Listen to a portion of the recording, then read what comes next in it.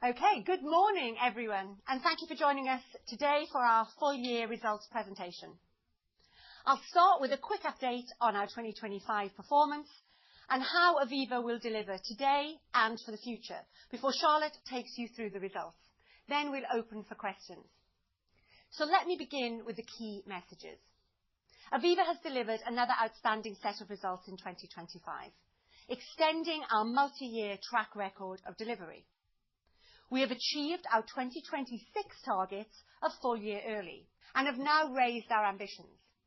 And we have enormous potential to go even further for the longer term. We are set up to make the most of the opportunities across the market, whether that's with artificial intelligence as technology changes the game, general insurance as the importance of scale and brand grows, wealth as the market expands with regulatory tailwinds, or in retirement for the next wave of pensioners as the UK ages. And I'll cover some of these in more detail later.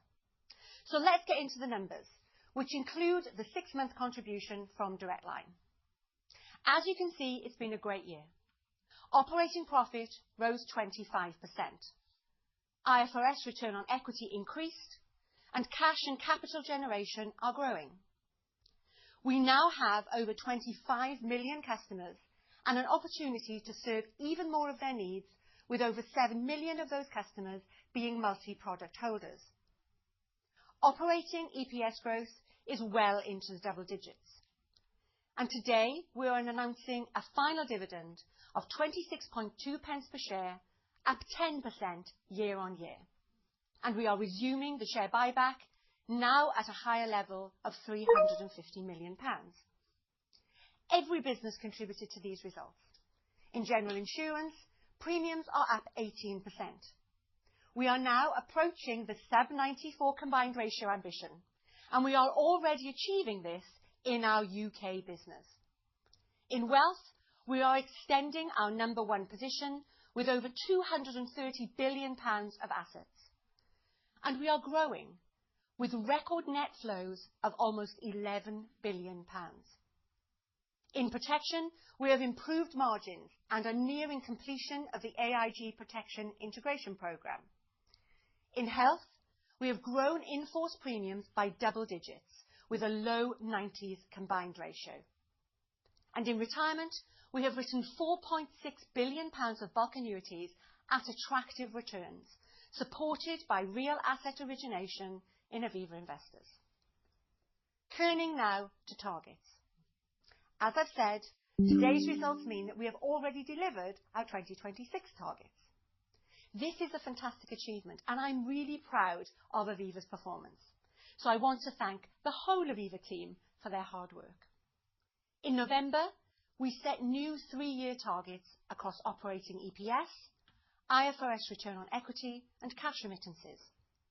These now include Direct Line and better reflect our trajectory as a diversified capital-light business. Charlotte will cover more details on the numbers shortly, but now I'd like to talk about Aviva's longer-term potential. This has been a journey where we have driven sustained growth, served more customers, and stepped up for shareholders year in and year out. And we continue to create longer-term value with smart strategic M&A, resulting in today where we are the UK's only diversified insurer with a clear strategy that is delivering results. Our focus is now on hitting the new targets, further accelerating beyond 75% capital light, and realising the full benefit of Direct Line. But this is just the next step in our journey. There is more long-term potential beyond this 3-year time horizon. Clearly, we are set up to capitalise on a range of opportunities across all our markets, but I'll prioritise 3 of these today. First, how we outperform right through the cycle in general insurance. Secondly, why we are uniquely positioned to lead in wealth. And thirdly, how we are using artificial intelligence to shape the future of Aviva. And supporting all of this is one constant: our leading customer franchise and preeminent brand. So let's start with general insurance. This is and always will be, a cyclical market. And after more than 325 years in the industry, we know how to navigate cycles. And we have been through disruption time and time again. Direct Line changed the industry by selling directly over the phone. Price comparison websites then reshaped the market. And now we have generative AI, with autonomous vehicles to come. And through all of these changes, Aviva continues to deliver, bringing in fantastic people, launching innovative products like Aviva Zero, expanding distribution onto PCWs and through Lloyds, and so much more. And we have tripled profits over the last 5 years. The UK is the most competitive insurance market in the world, with high regulatory barriers to entry. And Aviva is the standout #1 insurer here, and the only player operating at scale across personal and commercial lines. We have always adapted, and we will keep adapting. When we acquired Direct Line, we knew that market conditions would continue to evolve. And the same is true when we set our new group targets. But we also knew that Aviva has the scale, discipline, technical expertise, proprietary data, brand strength, and diversified group model to grow profitably. And there's plenty of room to grow, unlocking value from Direct Line, expanding partnerships, scaling SME in Canada, building out our Lloyds presence, not to mention the opportunity with our 25 million customers.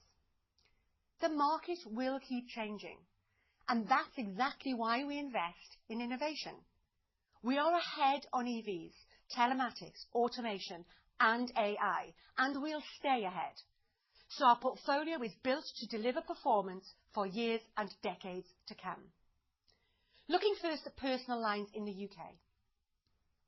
Owen and the team have a track record of outperformance, delivering profitable growth through COVID, periods of high inflation, and pricing practices, where many others struggled. And though the market is challenging today, we are still writing at target margins. It is not by chance that we have been able to do this. Our scale is unrivaled, with breadth across distribution and game-changing amounts of proprietary data. We have the only wholly owned repair network in the UK, which saves us around £500 per repair. And we have huge potential with Direct Line, not just with the cost synergies, but growth headroom with leading brands and new products such as Pet, Green Flag Rescue, and Micro SME. Turning now to commercial lines, where it's a similar story. We are successfully navigating tougher conditions. We have built up our pricing strength, and we are able to quote above the technical prices in our models. Putting margins first has always been our priority, and that's why we have delivered consistent profits year after year. We have unique strengths to win in this market, so let me just highlight a few. We are a leader in SME and mid-market, and these segments are more resilient. We have first-class underwriting, with strength across motor fleet and liability, so we are very well positioned for any future shift with autonomous vehicles. And with access to Lloyds through Probitas, we can tap into a wide range of attractive lines, having launched 8 since the acquisition. This now includes high net worth, which is complementary to our already leading proposition here. So across both commercial lines and personal lines, we are well set up for success today and in the future. Moving to wealth, which is a huge opportunity for us. There are £2.7 trillion worth of assets today, growing at double digits, and the market is set to surpass £4 trillion by 2030. This strong growth is underpinned by clear structural trends and regulatory tailwinds. At Aviva, we have leading workplace and advisor platform businesses, and we are leveraging advice capabilities in succession wealth and scaling fast in direct wealth. We have built a competitive edge that no one else can match. We have a leading customer franchise with a significant affluent opportunity. Our holistic offering and trusted brand means that we can support customers throughout their lifetime. We have always invested in our platform, which is ranked by de facto as the #1 in the market. Our modern technology platform brings scale benefits. And of course, we have leading investment solutions with Aviva Investors. And the performance of our wealth business is testament to all of this. Since 2022, we have grown assets faster than the market, and we have improved margins at the same time. In workplace, our profit margin is up by almost 2 points over the last 2 years, which makes this business a key driver of growth and a major contributor to our profits. So, we are on track for our £280 million wealth profit ambition in 2027.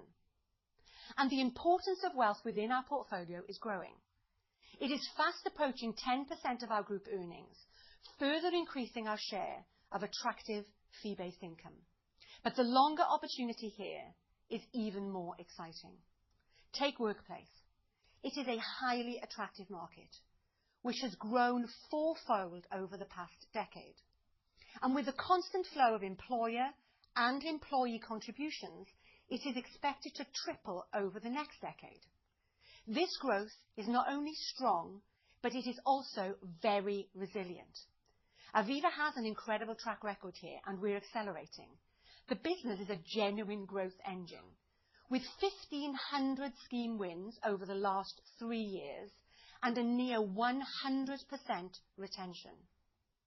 And we are very pleased to now be the sole administration partner for the Mercer Master Trust, expected to bring around £8 billion worth of assets over the next 12 to 18 months. The strength of our proposition is powered by leading Aviva Investors default funds. And we recently launched our My Future Vision Fund, which gives customers access to private markets and reinforces our commitment to the Mansion House Compact. So when you bring together our workplace, direct wealth and advice businesses, you get a truly unique wealth offering. We're able to retain and serve customers from their very first job all the way through to their retirement.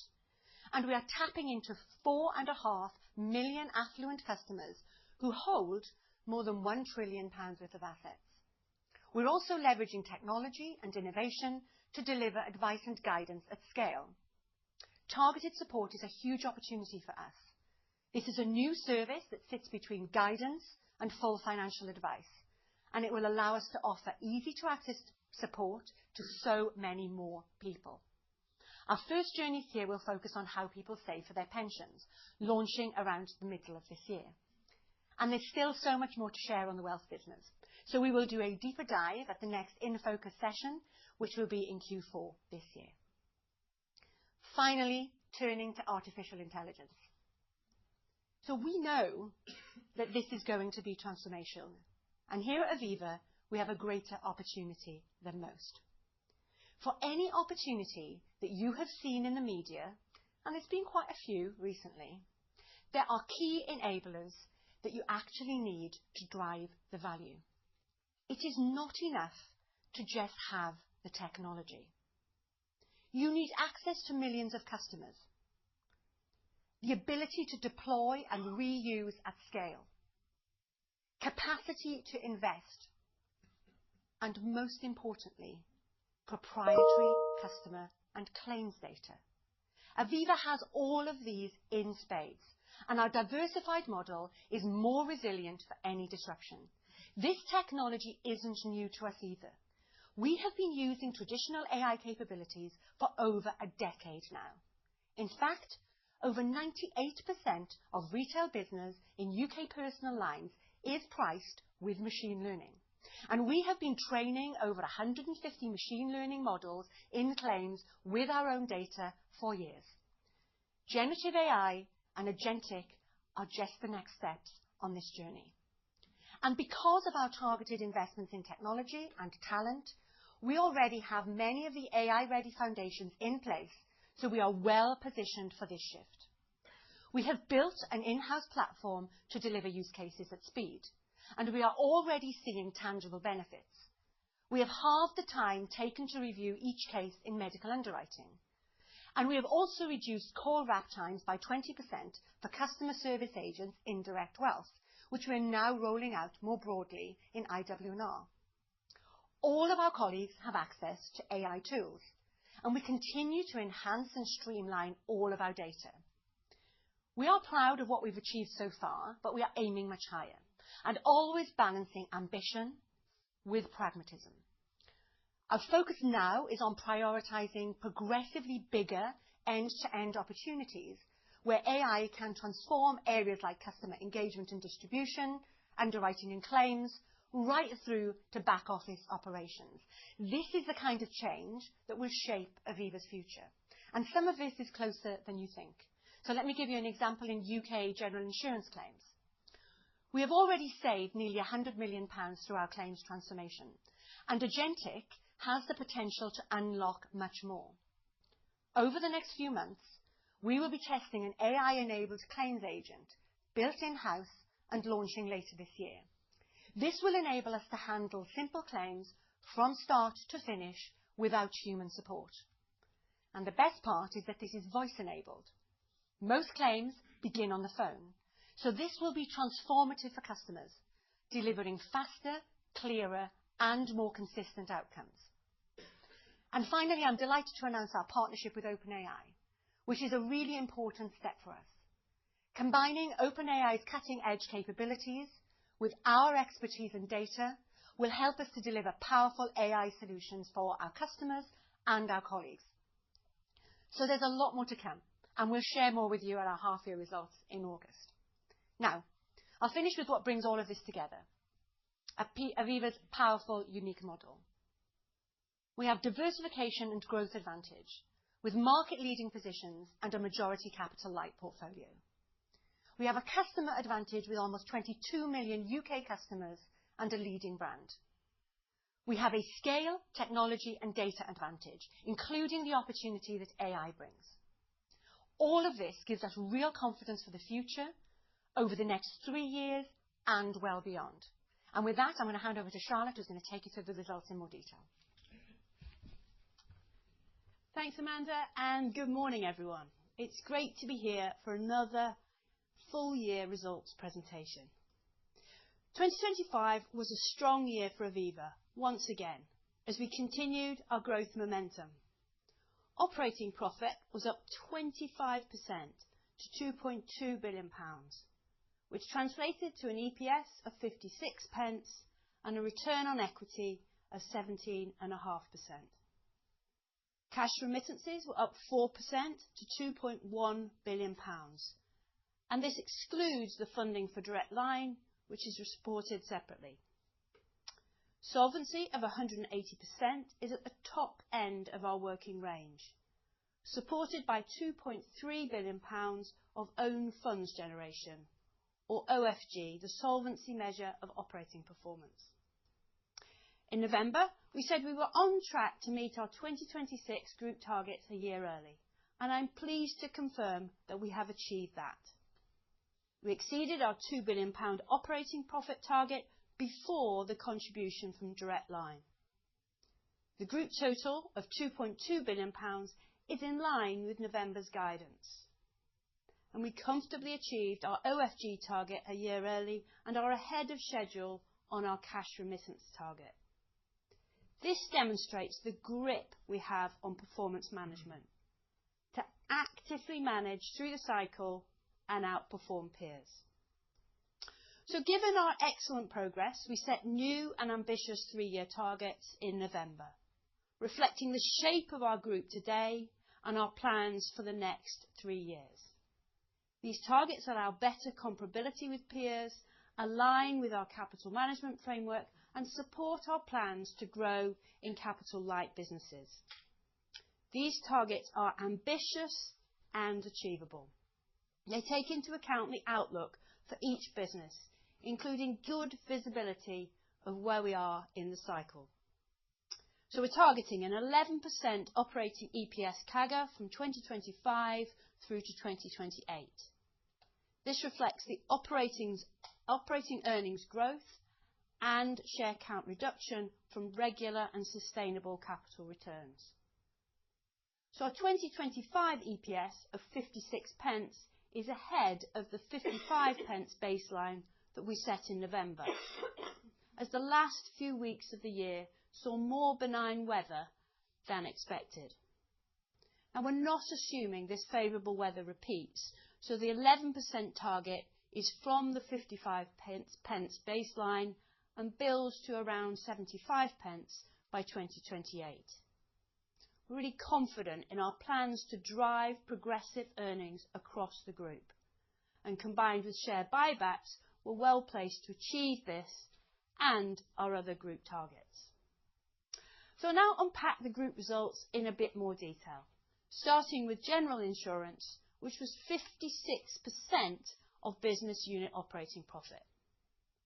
Top line growth has been an impressive 14% over recent years, and margin has improved too, with the combined ratio better by 1.6 points. The investment return has grown in line with the portfolio, all of which together means operating profit has grown to almost £1.5 billion. In the UK and Ireland, premiums grew 27%. A large component of this was the addition of Direct Line, reported as part of UK personal lines, where we saw 50% premium increase. Commercial lines premiums grew 7% as we build GCS, integrate Probitas and leverage the strength of our SME and mid-market propositions. The combined ratio in the UK for both commercial and personal lines is a strong 93.9%. This is a 1-point improvement reflecting the earn through of pricing and some favourable weather. In commercial lines, positive prior development was more than offset by elevated large losses in the current year. And including Ireland, core was 94.1%, reflecting the impact of Storm Owen back in Q1. Overall, operating profit for UK and Ireland grew 52% to over £1 billion. Now in 2026, growth will benefit from a full year of premiums for Direct Line. Now looking at the UK and Ireland business as a whole, we expect to deliver a 2026 combined ratio of better than 94%, subject of course to normal weather patterns. We come from a position of strength with good rate adequacy, and relative to the softer market, we have held rate. We leverage the strength of our brand, scale, pricing sophistication, proprietary data and diversification. And we have extensive experience in managing pricing cycles and disruption. So we're really well placed to navigate the current conditions. Premiums in Canada up 2% in constant currency. The Canadian market is at a different stage in the pricing cycle compared to the UK. And so personal lines grew as we secured pricing increases across property and auto, maintaining strong retention. This was offset by some portfolio actions taken in commercial lines that I covered at the half year. And the undiscounted core was almost 3 points better, largely reflecting weather experience, which was broadly in line with our budget compared with the elevated cat activity in 2024. There was improved large loss experience compared to 24, as well as pricing actions earning through. Investment income was marginally down, but operating profit was up 49% to £408 million. And for 2026, we expect to deliver a combined ratio approaching 94% for Canada. The personal lines rating environment remains supportive, with further pricing increases expected. In commercial lines, though, the dynamics are similar to the UK, with softer conditions that vary line by line. So across the portfolio, we will navigate the cycle with discipline. Now moving to insurance, wealth and retirement, and starting with the insurance businesses, health and protection. Demand for health has been affected by cost of living pressures for consumers and small businesses reprioritising spend to absorb the national insurance changes. Despite this, in-force premiums were up 12% and we maintained a low 90s core. Operating profit was up 9% as the business grows in line with our ambition.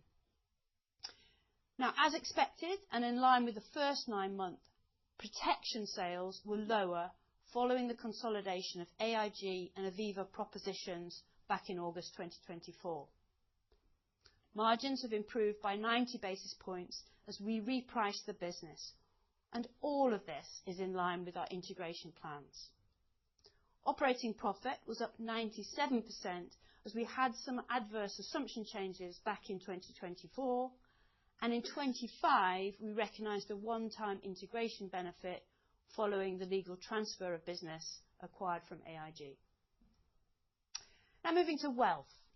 Workplace net flows were up 6% as member contributions grew and we onboarded new schemes. The resilience of this business is demonstrated by the impressive £1 billion of regular monthly contributions. Our advisor platform performed strongly with flows up 11% despite elevated outflows around the time of the UK budget.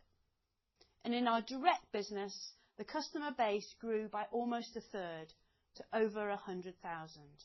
And we're continuing to invest in developing the proposition. Wealth operating profit was up 36%, with operating margin improving by 1.1 basis points as the business grows and leverages the cost base. Operating profit as a portion of revenue is 23%, up 4 points.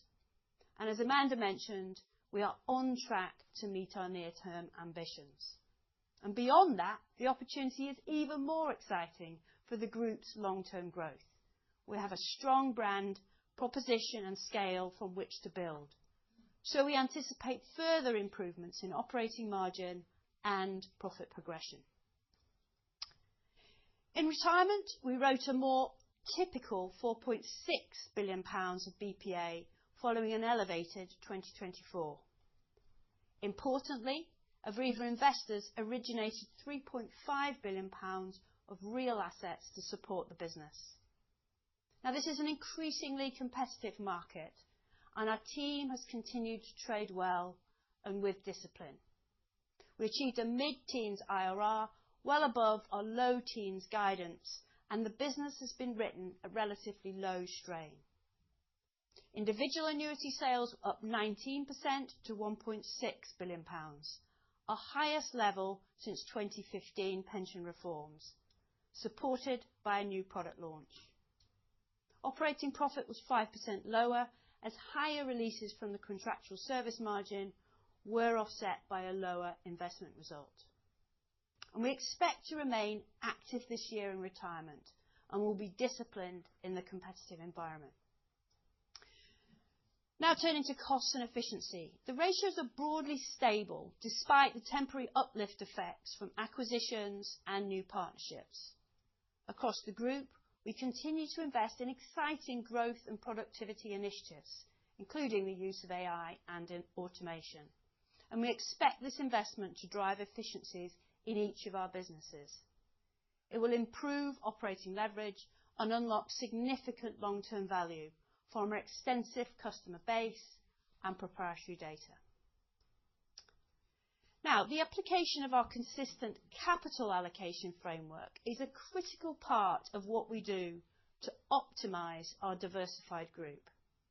And this slide summarises how we think about performance and financial strength and what that means for uses of capital. We continue to build sustainable growth in earnings and cash and work to maintain our balance sheet strength. We grow the regular dividends, we invest in the business for growth and efficiency, and we return capital to shareholders. Nothing here is new, but it's important that you see we do this really well. And as an example of the framework in action, I'll pause for a moment on solvency. One of the advantages of the model we have built is proactive balance sheet management. A year ago, our cover ratio was 203%, as we prepared to complete the Direct Line transaction. This used 31 points of capital ahead of the realisation of the capital synergies. We've delivered elevated management actions of 11 points and accelerated 3 points of Direct Line synergies by temporarily moving the business to standard formula. This has supported building solvency back up to 180%. The underlying capital generation of 16 points includes a couple of points of favourable one-offs, including positive weather and reinsurance pricing impacts, which we can't assume will repeat. But we do expect to unlock the remainder of the Direct Line synergies. Specifically, we're on track to deliver at least £350 million or 7 points of solvency around the end of this year.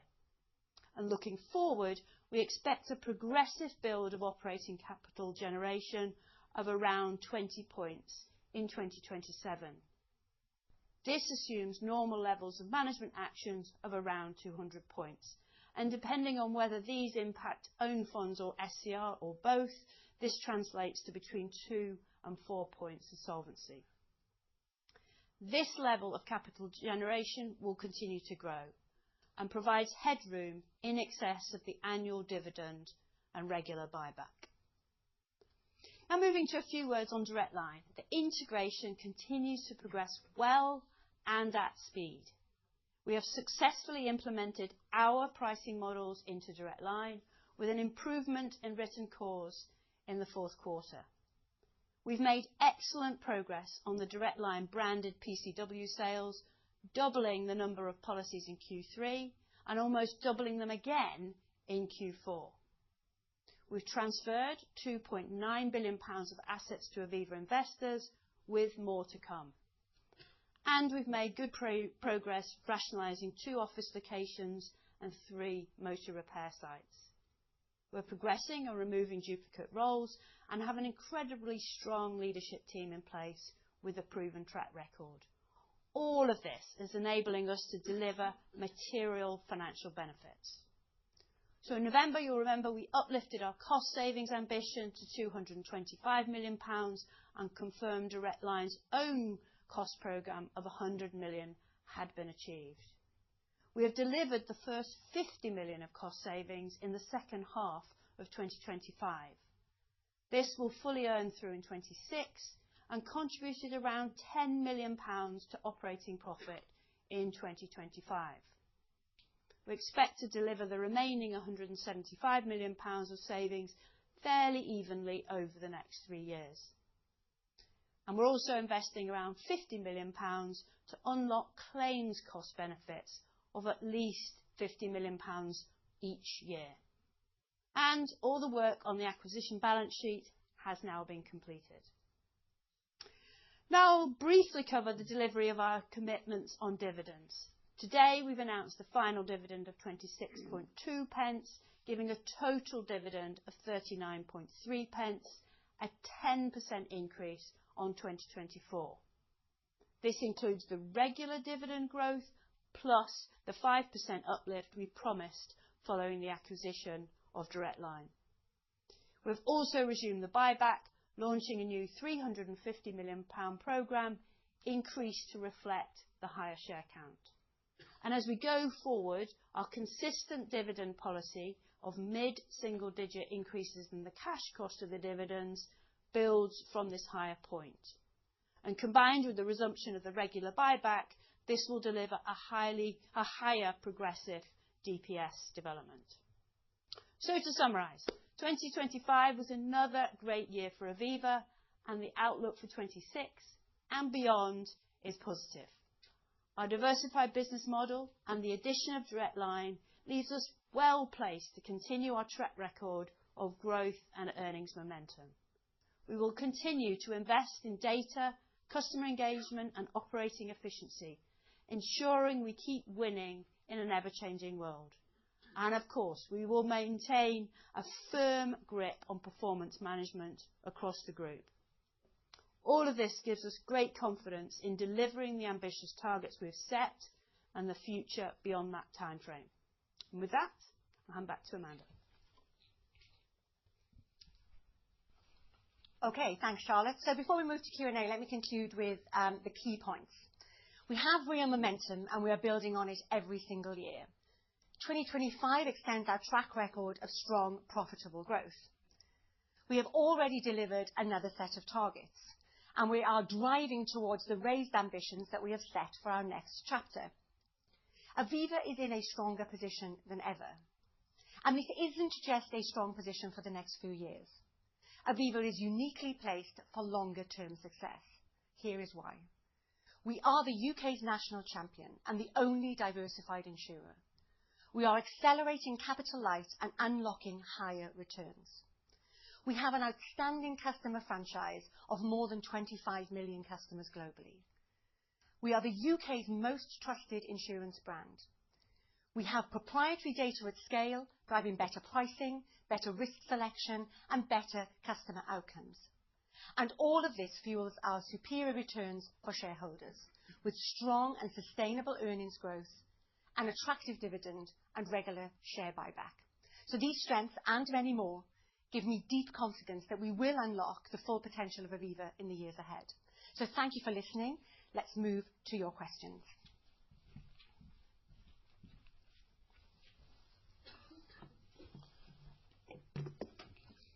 Thank you. And as usual, if you just raise a hand and give us a moment to get a microphone to you, we'll start at the front here with Andrew Baker.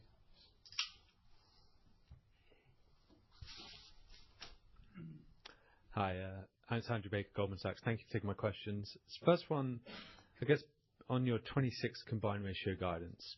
If I look UK and Ireland, I think the underlying is about 96.7 in 2025, which is quite a jump to get to less than 94. So can you just help us with the bridge there? And then similarly on Canada, how do you get from sort of the 96.5 underlying to approaching the 94 that you've highlighted? And then secondly, I can see you added a slide in the appendix giving a bit more detail on autonomous vehicles. Are you able just to give us sort of your view on maybe the timing here, opportunities, threats, and I guess ultimately how you think Aviva's positioned to win in this market? Thank you. Okay, Charlotte, do you want to take the first one? Yeah, I'll take the first one. Thanks, Andrew. So look, I'll start by saying we were very pleased with the core of 94.6 for the group. And, underlying core has increased across the group from 1.4 to 96.7. But I'm very comfortable with the position, so let me try and explain. So in Canada, we've seen about 0.7 of improvement in the underlying as we've seen price increases earn through, and we've seen auto theft trends improve. And we see, having put around 10% through in personal lines and those trends continuing, we can see the continued trend towards the sort of approaching 94. We took those portfolio actions in the commercial book, so again, some of that profitability will improve as a result of that. Already coming through in the second half, but you'll get a full year effect of that. In the UK, the underlying core I've got is 96.3, but in there you've got some elevated commercial lines, large loss experience, which was kind of in the second half.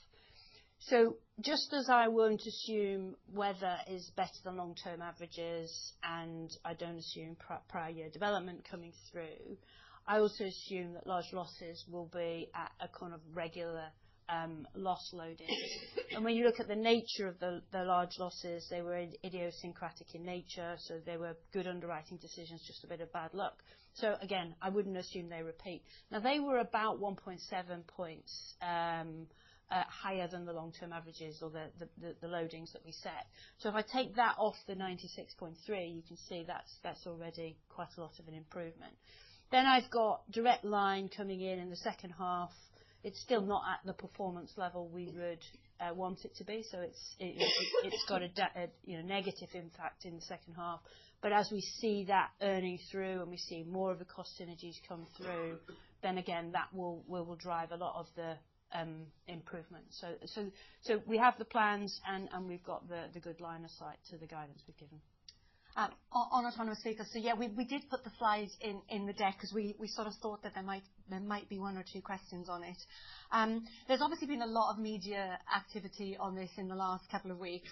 But you've seen sort of two extremes of that, really. This is going to, everything's a doomsday scenario, to the sort of major manufacturers coming out only last week and saying that they've abandoned their level 3 driving system plans. So I think that we've got to just manage some of the noise that sits around the topic. Now, on saying that, we do recognise that this will bring a change in the market, and just the same as I think we've adapted to hybrid vehicles, to electric vehicles, pricing sophistication, now generative AI. I think we sort of feel very ready for this. Our view is we've looked at the WEF analysis and the BCG analysis, and we would concur that the widespread adoption is not expected until the 2040s. And even then, I think if you think about the upgrading of the car park globally is going to cost trillions of dollars. I mean, I don't think we should just underestimate even that an average car price today versus what it costs to have a fully autonomous vehicle, you're talking about tens of thousands of costs difference. So I think you sort of have to balance that. But when it comes to it, who's going to win in this autonomous vehicle world? Well, I think, first of all, this is the most competitive market in the world, as I said in the presentation. So I would bank on the UK being able to deal with this. We've got as Aviva, we have deep understanding of vehicle technology. So we are the number one insurer for EVs today. We have our own repair network. So the feedback loop in terms of that repair is going to be important. We're one of 3 telematics players in the market. We've got about 3 billion miles of telematics data since that product was first offered. By the 2040s, you can imagine we're going to have a lot more data. So, all of that data will matter. But I think ultimately, you're never going to have this as being a pure commercial lines product, because at some point the vehicle may get stolen, and I don't think that the vehicle manufacturer is going to take responsibility for that. There will be times when the vehicle is being driven in difficult driving conditions on country roads where it's not going to be fully autonomous.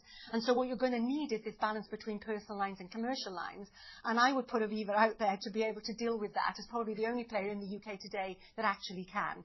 So, I think we have to be circumspect about it. We have to recognise that the market will change, but I think genuinely we are thinking, it's a good way off.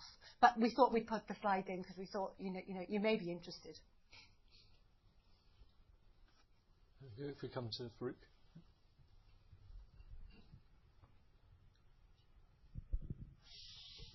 Hi, thank you very much. Just one numbers question and one non-numbers question. So on the numbers, I noticed your investment income in general insurance was up quite a lot, certainly compared to what I expected. Is that a sustainable level, and will the margin with the unwind of the discount as well? Can we expect that to sort of be a sustainable level that might grow from here? And then secondly, on going back to AI, there's also been a lot of kind of wild scenarios about how wealth will be affected by AI and how distribution will be killed and margins will disappear, and lots of doomsday stuff on that too.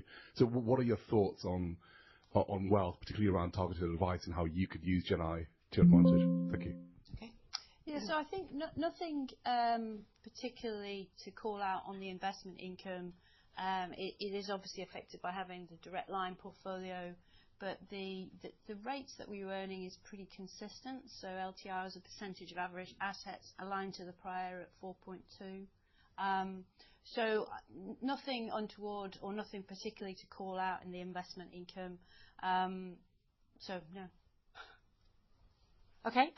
So on AI in wealth specifically, but I think more broadly, if we think about the investment that needs to go into AI and and how you will reuse that across the business. I think if you think about Aviva, if you think just even on claim summarisation, we've taken things for motor that we will apply to home, to travel, to health, to protection, to various other areas. So if you think about the investment spread across the business, we feel that we're in a good position to be able to sort of get more maximum use and maybe keep more of the benefit of that and not pass all of that on to in a competitive environment. On wealth specifically, if we think think about, this new term of the moat, which, is obviously new to all of us in the AI moat. Like, what is Aviva's AI moat? And I think I would say that, one of the biggest moats that we have is our workplace pension business. Why is that the case?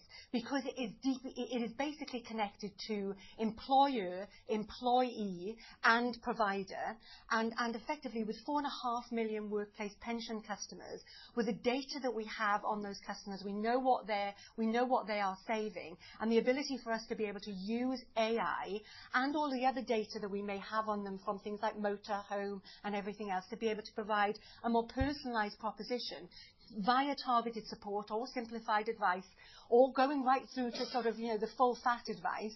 I think that we're in a really good position to be able to capitalise on that. So, I think we've seen disintermediation in many places before. Take price comparison websites. That massively transformed the motor market and disintermediated to almost a whole extent, where today 95% of quotes come that way. As a mass affluent player, we're in a perfect position to be able to manage that, any potential disintermediation. But I still believe that advice will be there. I just think that the advisors will be given better information, more support, and they'll spend more of their time, with the customers, where the customers want that face-to-face advice. But I think for those many people, 91% of the population today, that don't take advice, AI will facilitate the ability to be able to do that and mean that they will get better guidance. And, you've got 12.5 million people in the UK today that do not save enough for their retirement. I think it gives a real opportunity to be able to do that. So I would say we're bordering on the sort of excited end of the scale in terms of the opportunity that provides Aviva. Larissa? Thank you. Larissa van Deventer from Barclays. 3 quick ones on my side. The first one, just in Canadian commercial. Is the culling now done, or should we expect some of that to linger into 2026? On the life value of new business, if you could please give us a little bit more colour on what drove the decline and how we should think about margin evolution going forward. Basically was to separate the one-offs from any structural change that you may see.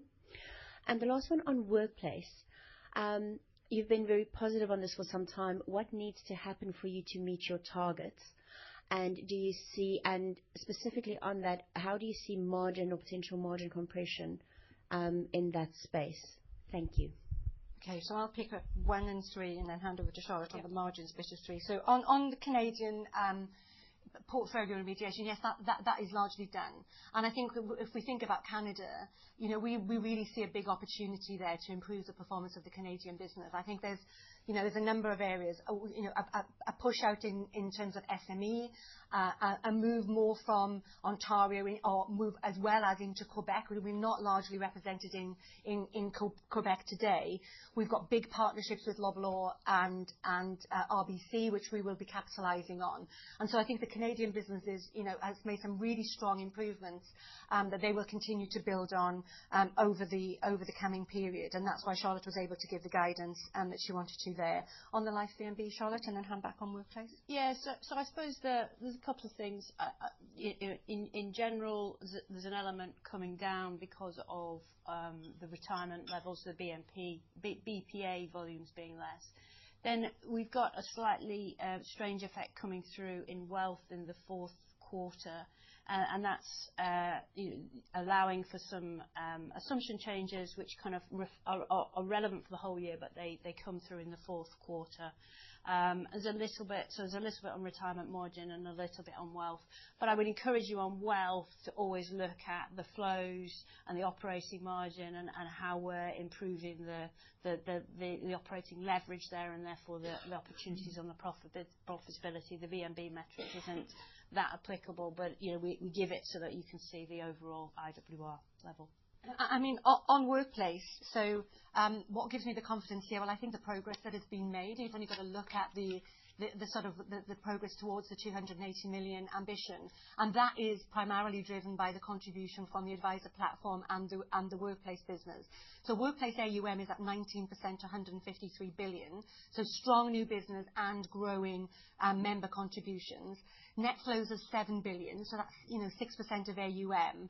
We're getting regular £1 billion member contributions every month.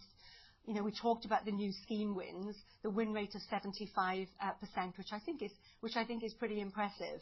And so we've got a very positive outlook on workplace.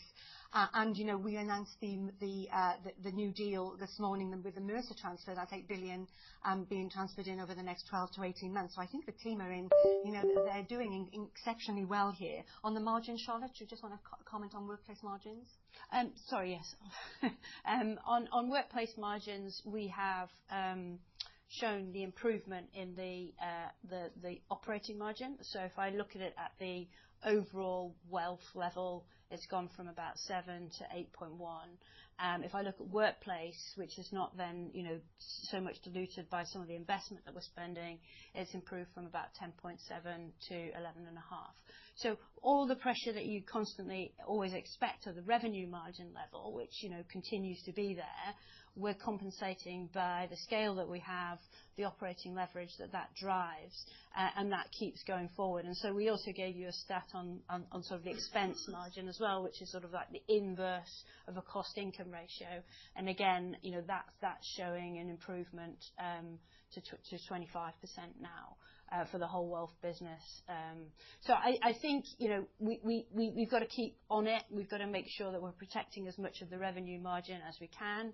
And we do that, through, being competitive. We have to be competitive, but then there's a lot of incremental contributions into workplace that sometimes, attract a slightly higher margin per item. So we have to keep mind on that, but the real driver is making sure that the operating leverage continues to build. Okay. Andrew?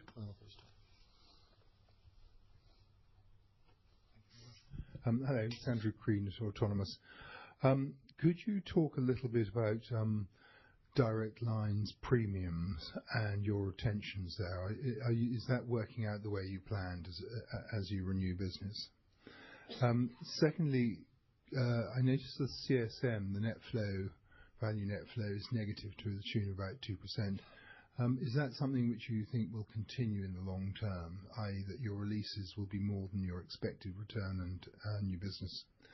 And then can you talk about UK retail pricing, what's happening in the market in terms of rates and how you see rates going over this year?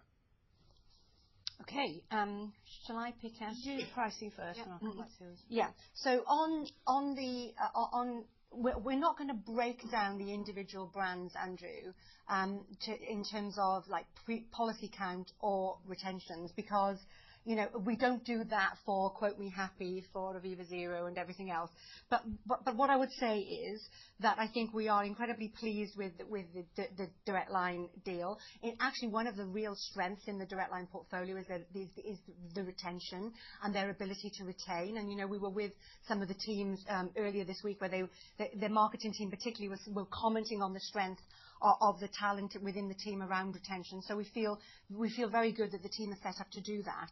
On the pricing of the portfolio, on motor, which I assume is the sort of where you're heading. So what do we think about this? So we always give you the numbers, so bear with me just a second. So if we think about our performance in 2025 on personal line, I think the Pearson Ham data was showing rate down -11. On home, we were sort of broadly flat, I think, on new business, and we were up about 8 on rate for home. So I think that shows really good discipline, and I think what it shows is us using our different distribution channels effectively. Obviously, we've got the nationwide deal, which has come in for travel and home, and that will build over the course of this year. In terms of what we see going forward, I think that obviously we see inflation in the sort of mid-single digits. Charlotte talked about us guiding to overall 94, so that will give you confidence, hopefully, that we will be disciplined. And we do see that rates, the rates are starting to flatten out. And I think, the competitors are saying the same thing. You saw the ABI data come through just a few weeks before. So, we believe that, it is time to start increasing the rates, and we will be very disciplined about how we do that in what is obviously still a competitive market. Then on the CSM, if I look at it excluding heritage, it's pretty stable at just under 6.5 billion.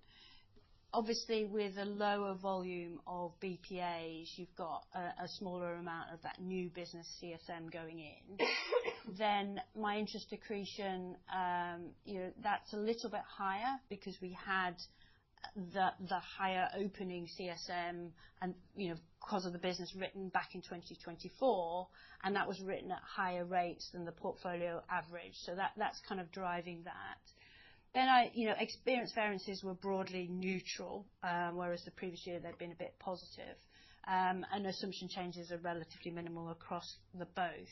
So when I look at the release, it's a bit higher because my starting point is higher.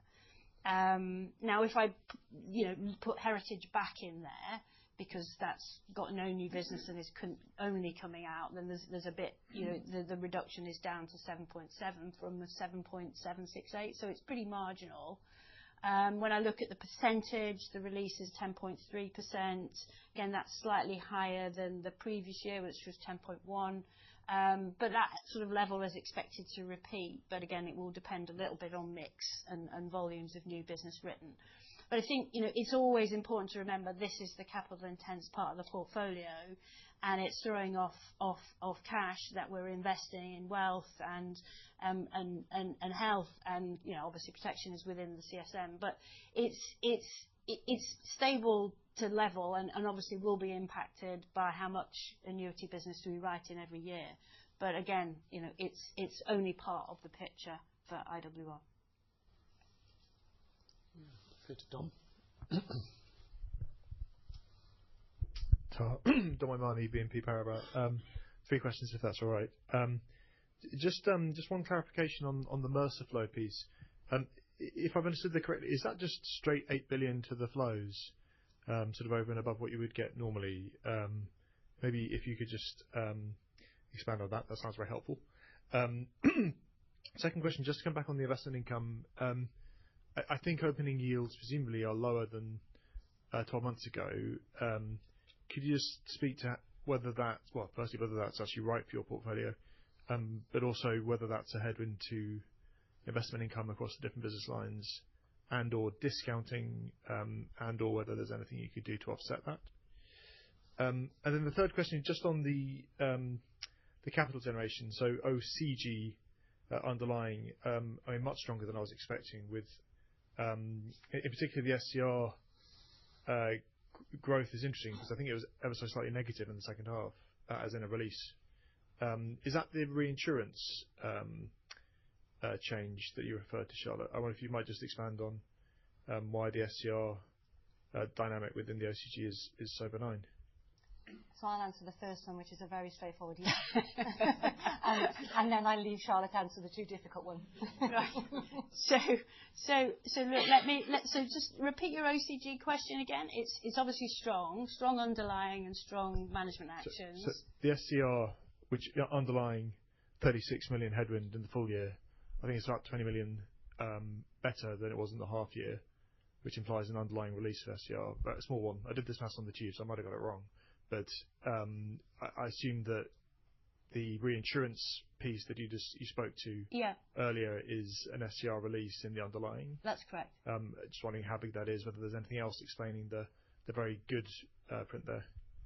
So within the underlying, so management actions tend to apply only to really the IWR world, and then we have a little bit in international. So anything that's sort of not run of the mill in the GI businesses still sits in underlying. So yes, there's some approaching a point coming through from in the OCG from the reinsurance. There's a little bit of an additional benefit coming through from weather. Then we What else have we got?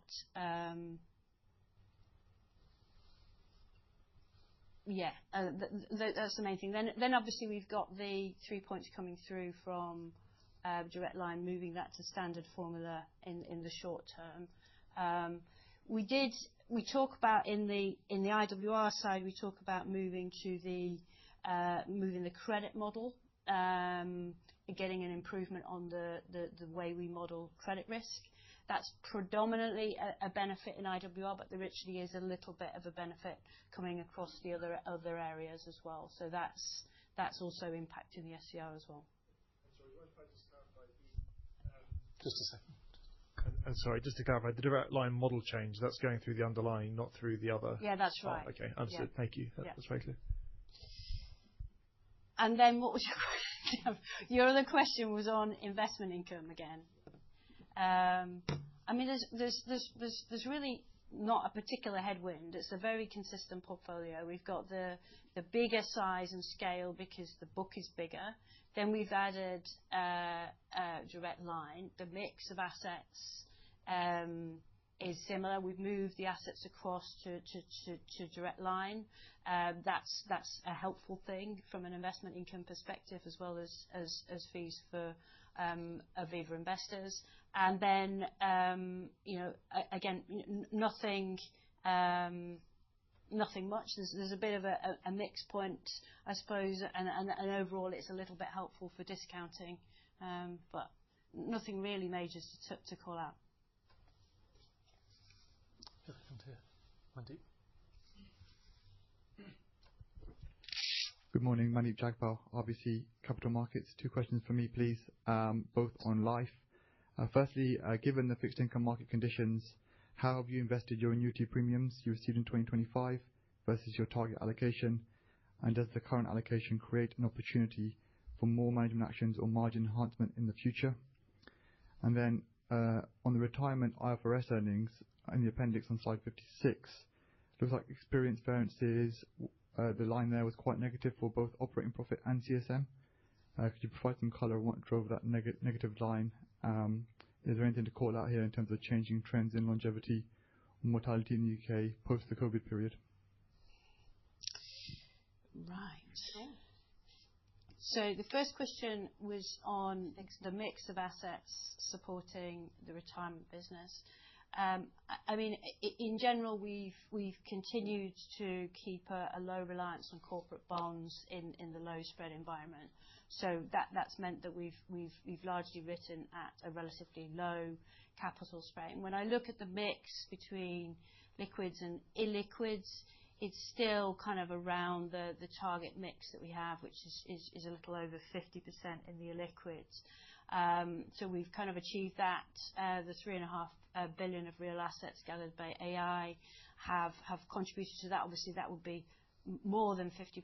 So some of that is then actually in a warehouse ready for deals that we do this year, and a portion of that has been an element of back book activity as well.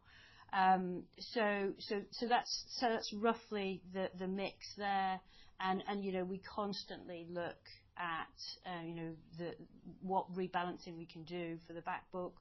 We're as part of the overall ALM, but and the spreads, as I say, in corporate bonds has meant that we haven't allocated as much there, so we've still got a higher allocation of gilts.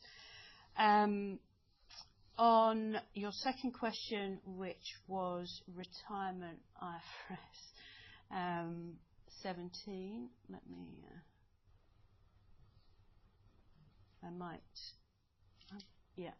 So look, I think what we've got in retirement is historically we've ended up with a little bit of new business, which is slightly unintuitive for the retirement business, because normally when you write retirement business, it all goes into the CSM. But in the last few years, we've ended up with a bit of benefit, and that's because the way it's allocated to the CSM is based on the target asset mix at the time and the pricing thereof. If by the time you actually transact it's slightly different, and then that will drive a new business line. So this year we haven't got that repeating, which is more likely what you would expect from IFRS 17. But in the past we've ended up with a little bit of new business coming through. In terms of assumption changes, I mean, they were honestly relatively benign. And then you've kind of got experience variance effects. We had more coming out of the CSM because we started with a bigger position.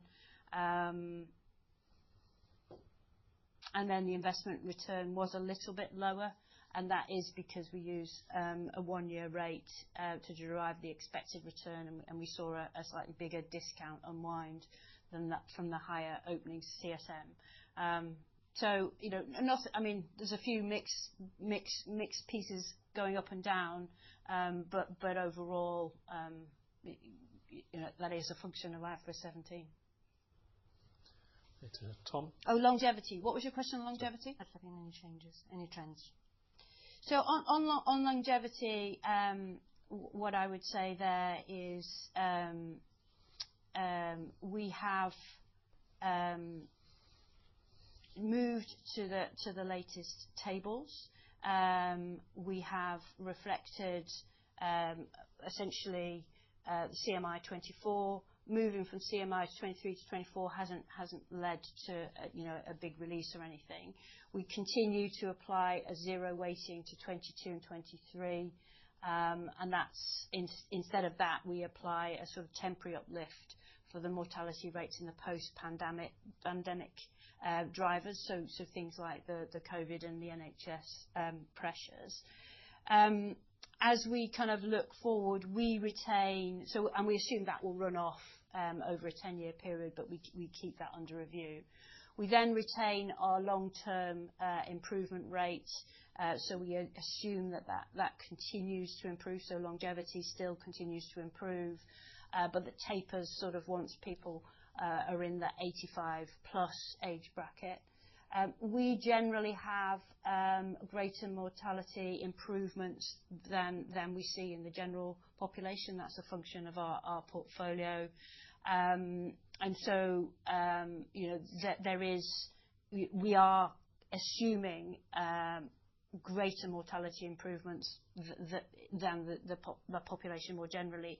And that will include, but not exclusively, factors such as weight loss drugs and other sort of improvements in medical experience. So we are still having an assumption that longevity is improving.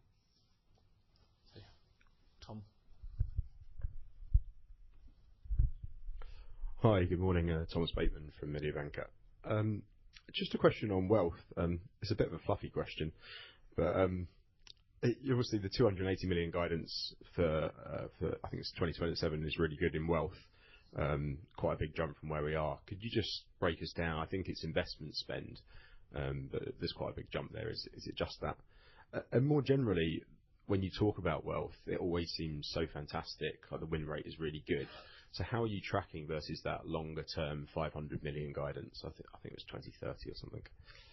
The second question, again on AI. I hear everything else you're saying on the group impact, but you haven't talked much about cost impact on AI. Is that something that we could expect to hear more from you in the long term in terms of cost savings? And third question, just very quickly on the new lines of business at Probitas. What's the contribution from them? Okay. I can pick up 1 and 3, and Charlotte will pick up 2. So on wealth, on the 280 million.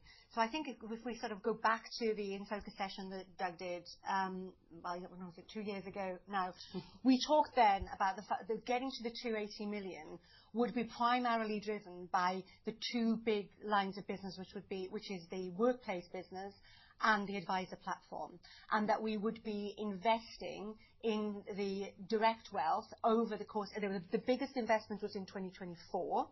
Then there was more investment in 2025, and then that will drop out or become more normalised. I won't say drop out because you're always going to be investing in the business as we move forward. So that's why we have so there is an investment drag, yes, and obviously we've had some success in direct wealth. We've now got 100,000 customers. We've built a platform. We've put proposition onto that platform, and so we see some real traction in that business. So, but I think we've always said that the benefit from direct wealth comes after this 280 million ambition. So, are we confident about the continued growth of wealth post the 280 million?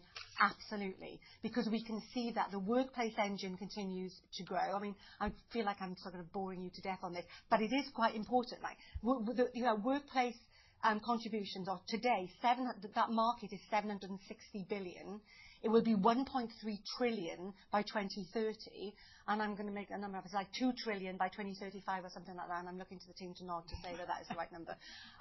So as we have a close on 25% market share there, and we're retaining at a high level, and, you've seen the benefits of the operating margin improvements. We've invested in the technology platform. Doug talked about that when he presented. So we're on modern technology. We were sort of built for this business to just keep growing and growing efficiently.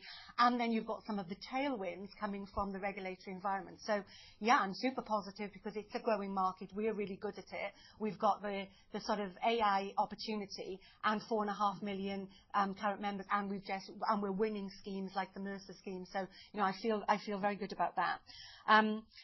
In terms of what was the second question? Second question was the AI and cost benefits, etc. I mean, I think it's very hard to put a specific cost benefit on this yet.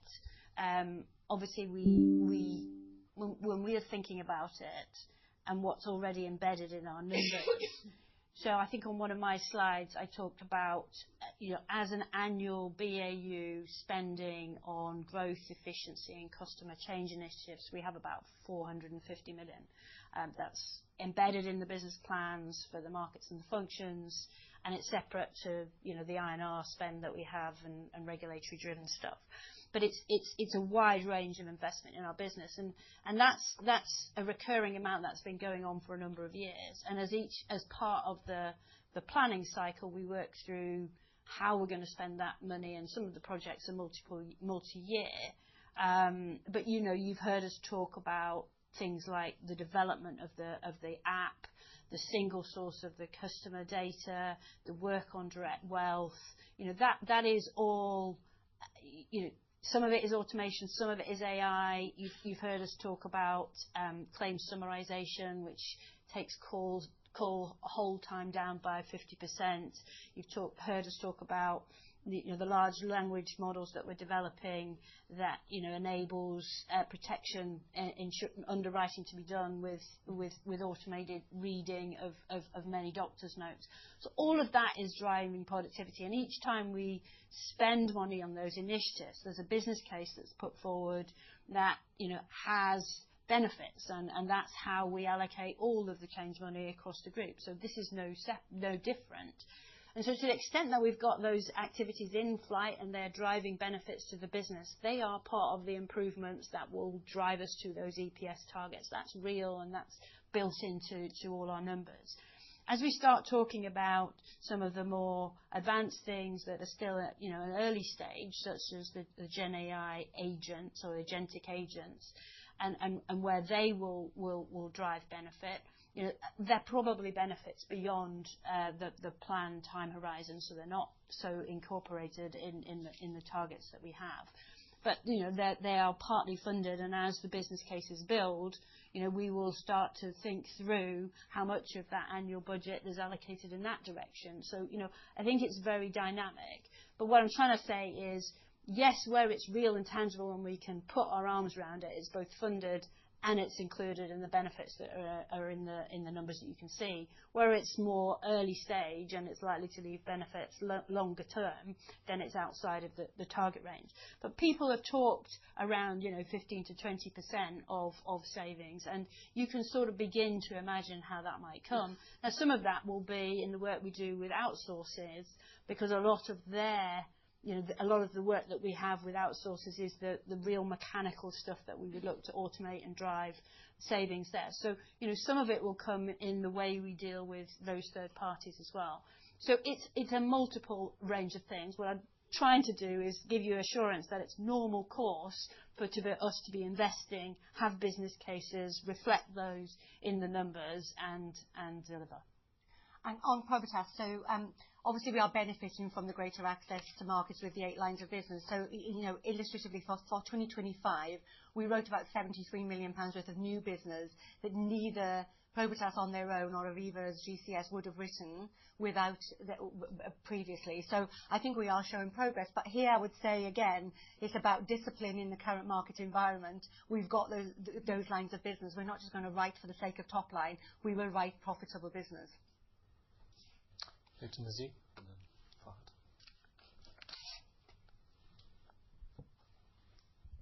Hi, thank you. Nasib Ahmed from UBS. So firstly, on capital management, I think pro forma, you're at 187 plus on the solvency. You're above the holding company cash of 1 billion. And Charlotte, you were saying you're generating solvency above the dividend and the share buyback, and similarly on the cash remittances, if I roll that forward, you're generating more cash than you need. Mm-hmm.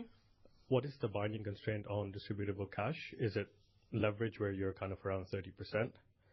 Secondly, on bulk annuities, it seems like the second half last year was very competitive, and probably getting more competitive with the transactions that are probably going to close this year.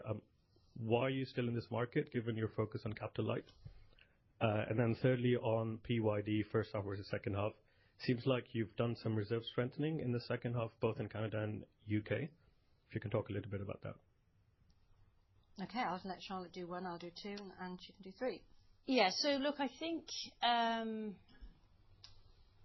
just trying to think how best to answer your question. I mean, look, we are talking around, we're at 180, now I'm struggling with your number, 187, what are you? With direct line coming through, 7 points. Oh, I see. Okay, so the way I think you need to think about it is, we gave guidance for 27 of 20 points. I am going to get to your question, but let me just set the scene how I see it.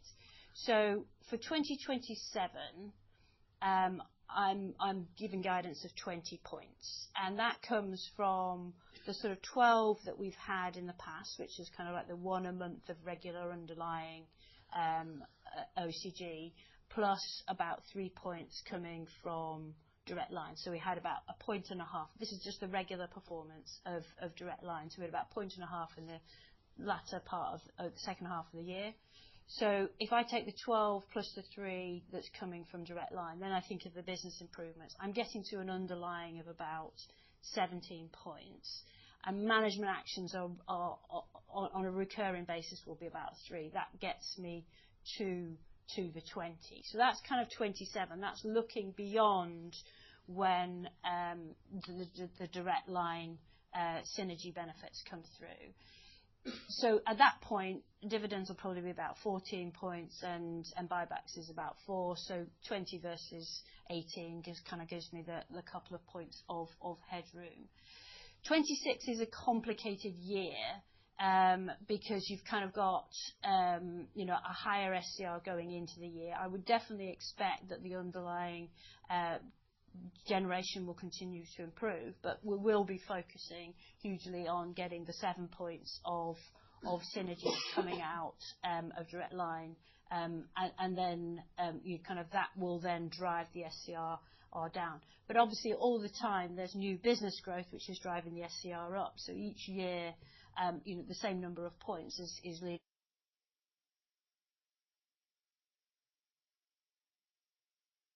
The near term, we've got dividends and buybacks to come out. So my 180 will go down. I've also got a bit of solvency, a few debt instruments or previously grandfathered instruments that stop being. So I've got some drags on capital coming from that. So I'm not sure I would give the pro forma, and I really don't want to give guidance for 26 because it's quite a complicated year. But what the 20 points looking through that to 27 is, I think, important for modelling. And it is a step up from 25 when you think of, obviously we had extremely high levels of management actions, but that aside, it is a step up on that. On bulk. So first of all, I think your question was, well, why do we do it? Well, we're actually quite good at it. We've been doing it for a very long time. We are delivering results that are sort of mid-teens IRRs, so I think that's a pretty good return. It is a significant contributor to the cash and the dividend payment of the group. And what we've always said is that the role of bulks is to sort of stay like this, whilst the capital light businesses go like this. But we've never said that bulks don't play an important role. So we've got, we're confident in the business. We've written 4.6 billion of deals across business across 86 deals. Yes, it's competitive, but our IRRs are attractive. We've got a really strong proposition called Clarity, which is the smaller deals, which we've sort of launched over the last couple of years. We've got a very experienced team, and yes, there are new competitors in the market, but what you have to do when that happens is you have to sit back, you have to make sure that you are disciplined, and you allow them to do what they will do. And it's not easy in this market, from a regulatory perspective, making sure that you are disciplined to do this well. So we will watch how that plays out, but we would still say that our 15 to 20 billion sort of guidance for 2025 to 2027 is there. The other thing I would say is that on individual annuities, which is part of this business, the sales are up 19%. In our guided retirement proposition, which has got, how do people draw down, how do they retire, that individual annuity plays a really important role, as does equity release. So I think you have to look at the combination effect of bulks, of individual annuities, of equity release.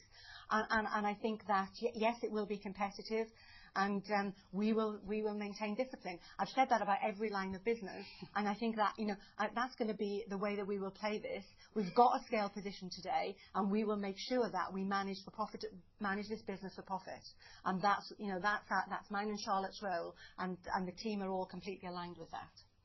On Canada, so PYD first half, second half reserving. I mean, we definitely had a positive impact on core from PYD. That's in the disclosures, and it was kind of actually across all the markets.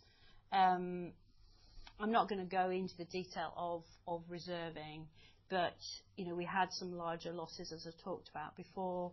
We will reserve adequately for those. As we've looked through.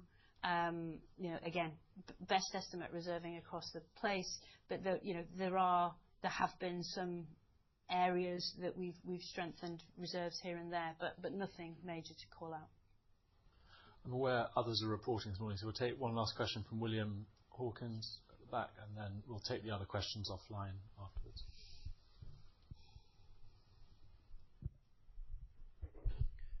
Thank you. William from KBW. Hopefully I'll be quick for the others. First of all, thank you for providing more financial information in Excel format. I know it's a really small point, but it is really helpful. Thank you. Two questions.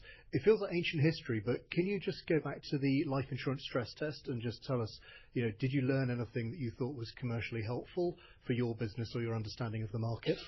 And then secondly, a lot of talk today about the 94% combined ratio for 2026. What's your feeling about the long-term sustainability of underwriting margins? Is this a ratio that can keep improving because of the great stuff of AI and how you can keep growing the business because you've got amazing diversification? Or is this still a cyclical business, and so at some point combined ratios have to be poorer? I'm not clear about sort of the long-term view on that. Thank you. Shall I take the life stress test? So, look, I think the life stress test was, as you say, somewhat ancient history at this stage, but it was back in November, December when it was reported.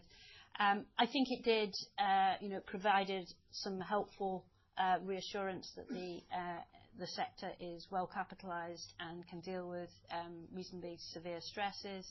And but it was done entity level, so it wasn't kind of group level, but nonetheless, the individual and the collective disclosure and the confirmation from the PRA that the framework is working well and they see the sector as resilient, I think was a net positive to come out of what was a lot of hard work.